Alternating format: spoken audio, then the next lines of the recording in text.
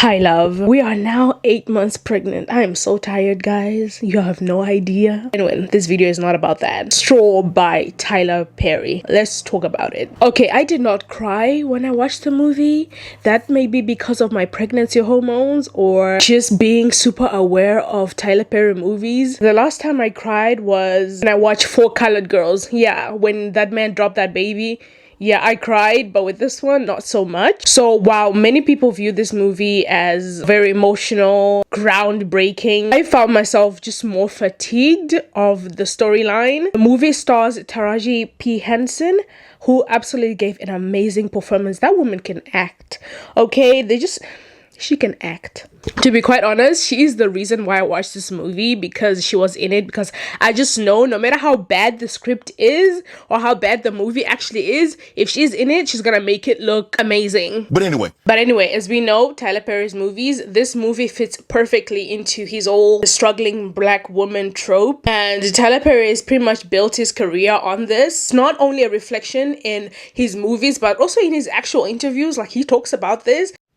Picture this. He's amazing. He's incredible. He's thoughtful. He's loving. He's kind. He's monogamous. He's all those things. He can only pay the light bill, though. Still sound like a catch?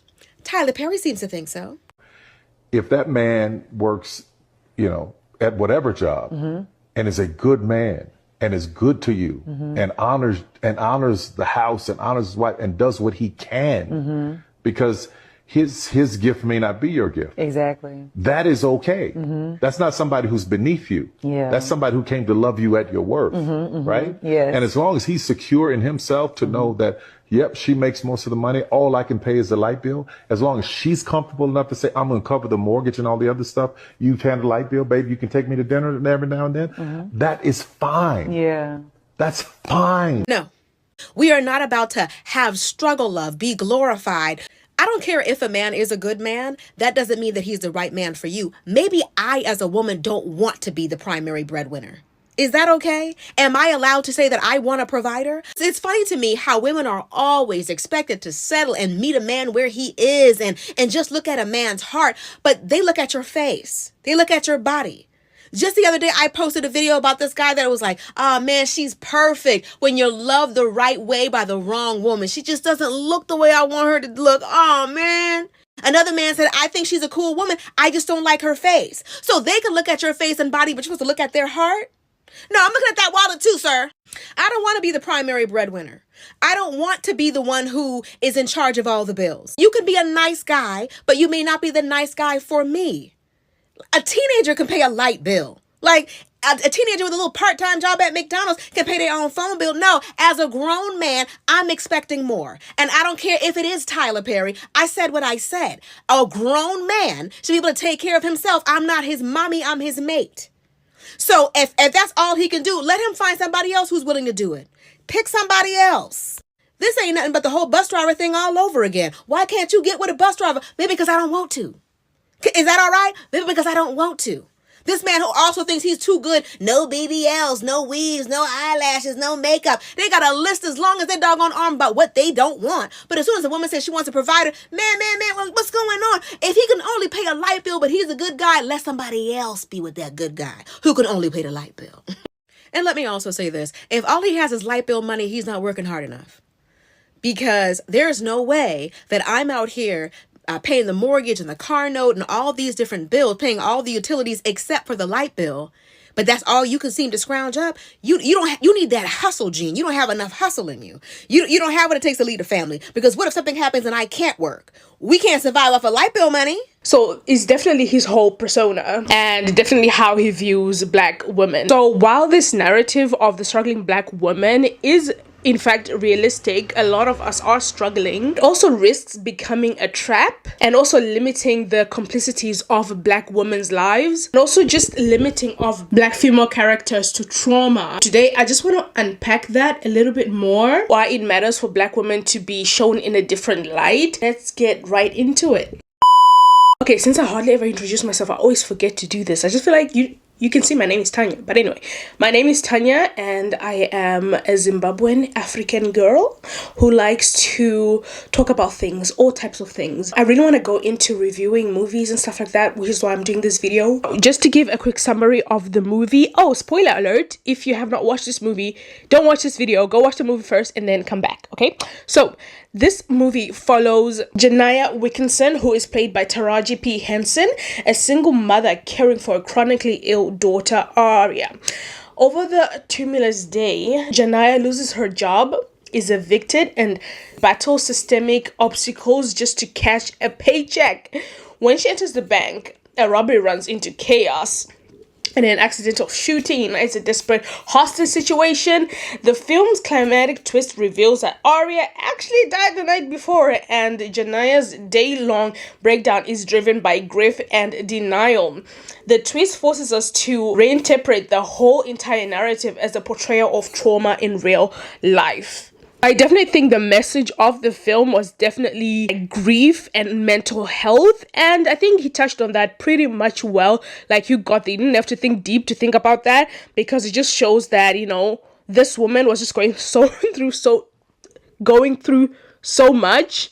She couldn't even get a moment to actually process what had happened, because she's just on to the next thing, because this whole thing of living paycheck to paycheck is really all around, across board, where we're all going through that we don't have time to process things in real life. So the movie really wants us to see those who are unseen by society, who are suffering. Taraji P. Henson said that on The Breakfast Club. Understand That we should move with grace at all times, because you never know what somebody's going through. Never judge a book by its cover, because you never know what battles a person are fighting. You just don't. And really see people. Really don't just throw "how you doing" and, you know, really wait for a response, and really ask the question to want to know.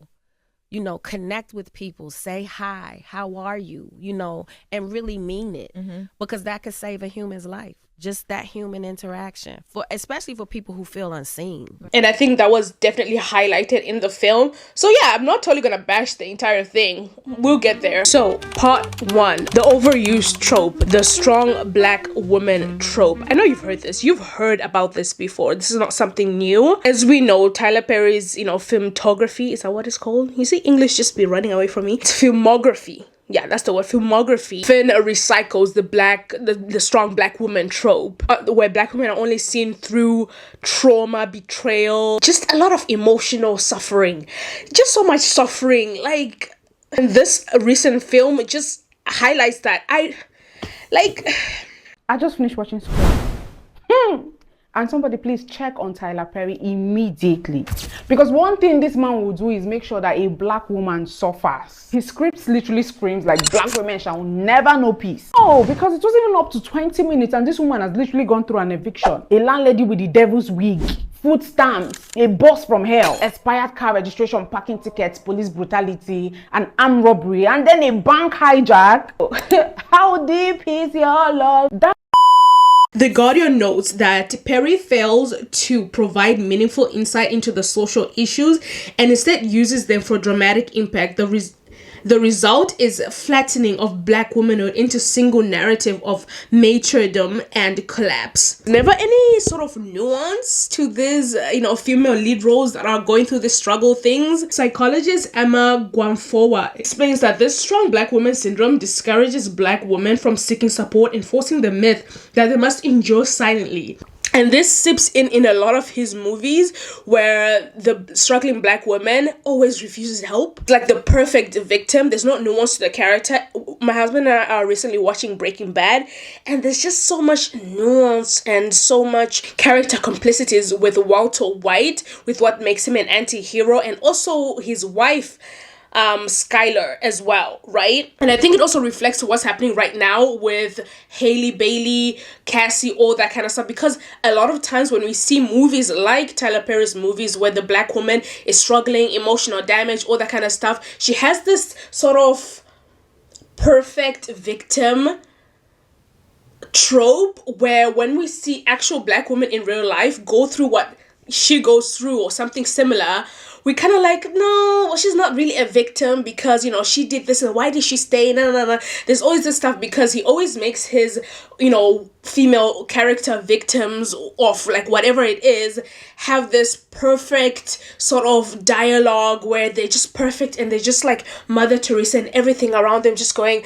you know, they don't have any of the complexities, you know, that make a character or make a character more believable to be completely human. Like one of the scenes I noticed in the movie Straw is Janaya giving money to the homeless. She's struggling. She doesn't have money for her kid, all that kind of stuff, but she's still giving out money, you know, to the, you know, she can't even be selfish, or not, it's not even selfishness. She can't even be like, I don't have money, I have to go, you know, because somehow that would, you know, not really picture what I think Tyler Perry has in his mind. I don't know what it is, but like, not only that, she also refuses help from her friend. I think later on there's a scene where her friend is trying to give her money, she refuses it.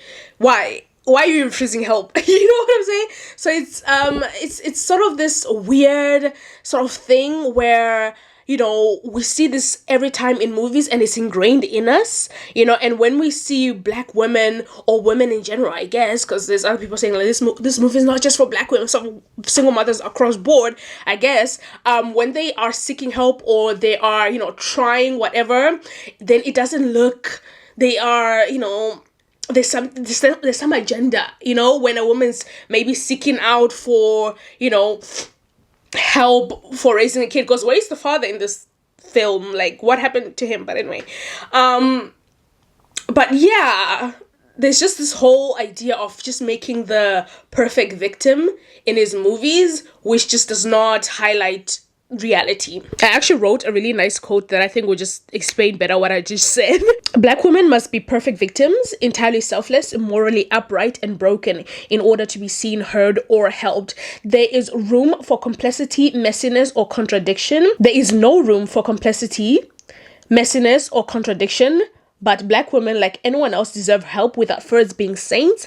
They deserve softness, support, and stories that reflect their full range of humanity, not just suffering. Part 2, the symbolism and surface level depth. I honestly felt like this would have been better as a series. Is it just me? I feel like if he gave us like 5 episodes of really digging into her character, you know, digging more into grief and what that means, and also just the lack of support from, you know, corporations and, you know, rules and regulations within spaces, the workspaces as well, friendship, also highlighting the stories of the other black women that were in the film, because I will acknowledge, even though like she's the main character, right, so that's why we're focusing on her and, you know, the black woman trope on her, but obviously there are other, you know, black women in position of power, like the landlord. There's also the police officer. Oh my god, that woman is beautiful. What's her name? Tiana Taylor. She is gorgeous. Like, I couldn't stop staring at her. Like, is it just me? I was like, damn, that's a gorgeous woman right there. That's a gorgeous woman. But anyway, I even lost my train of thought. She's so beautiful. But I feel like the whole story would have been told better, and we would have, some of us, I guess, wouldn't have gotten away from the story being like, oh, again, another struggling black woman, if we had seen more of their stories. And that's, if it was in a series, of course, we'd have more time. But I feel like it was all, you know, a bit too fast-paced for me. And it couldn't, you know, have had the time to really dive deep into the symbolism and all that kind of stuff, because obviously the bank is a metaphor, I guess, for systemic denial of support. The hallucination of her daughter is also a symbol of grief and unresolved thing, like delayed grief. Yeah, that's what I'm trying to say. News cameras, I think, represents the public judgment on, you know, women like her. But then again, these symbols really felt more like blunt instruments than poetic devices. There's like very little subtlety. Like, I'm just gonna put the word there, like, you're English, yo. And also the twist at the end, that's something with Tyler Perry movies that I've noticed. Like, he always like has a surprise ending, like a twist at the ending, which makes the movie seem deeper than it actually is. Yeah, the twist ending, while shocking, is not necessarily deep. Too often we confuse surprise with sophistication. Yes, it forces us to reevaluate the earlier scenes, but it doesn't give Janaya more emotional dimension. It merely explains her behavior. Her humanity is reactive, not expensive. Yeah, in the end, there's like two scenes. It shows her being shot by the FBI, and then the other scene, it's like her walking out and everything is fine. But I definitely think, yeah, she definitely got shot, because it's just more realistic that way, because in the other scene the FBI have disappeared. So I think that was her disassociating, as she did with her losing her child. Like, she disassociated and gave herself the ending she wanted, you know. So that's what I think happened, that she did actually get shot. And yeah, I think this is, it's so tragic and so sad. There's like literally no light at the end of the tunnel. Like, please, this is why I say it would have been so much better as a series, because then he could have been given a chance Tyler Perry could have given her a chance to have a happy ending, or like, you know, we're gonna heal, we're gonna start again. You've bought the orchestra, synchronized swimmers. Yeah. All Night by Beyonce. I feel like, yeah, it would have been so much better as a series. Like, to be quite honest, there would have been just so much more things to make this film, to make this whole project more digestible, because this is a type of series, type of movie you don't watch twice. Like, you can't.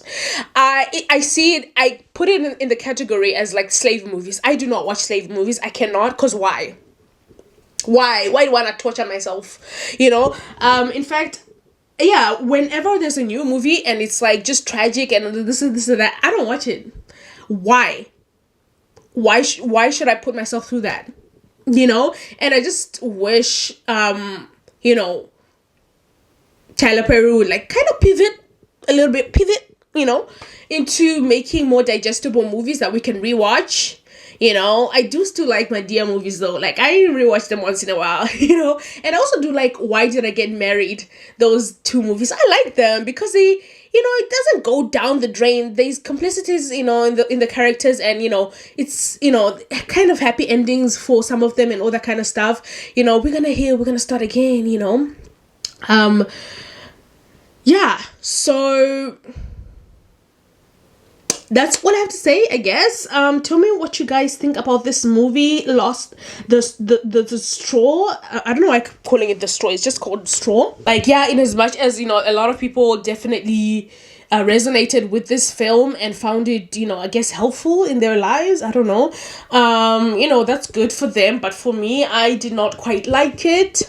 I do like some of Tyler Perry's movies, but this one, no. I did not like it. Like, I wish he would like work with like Issa or what's her name, the lady that created Abbott Elementary. Yeah, those women really know how to write black women, and I love that. It's so refreshing. I love watching them. Like, collaborate with them, please, you know, in the writing room. I don't know, I feel like something amazing will come out of that. But tell me what you guys think about this movie. Did you like it? What was your favorite part of it? What do you guys think of Tyler Perry in general? Do you agree with what I said? You know, all that kind of stuff. And see you guys next time. And also, I'm probably gonna have to batch create a lot of videos as I'm reaching my 9th month of pregnancy, because I can't do this. I'm so tired. I'm just, you know, all over the place. So I'll probably like batch create. So like, and then keep on posting, and then I'm running out of breath just by speaking. God. But yeah, see you guys next time. Bye. Also, before you go, I want to give a shout out to Saria Loves. Thank you so much for commenting on my video and supporting me. See you guys next time. Bye.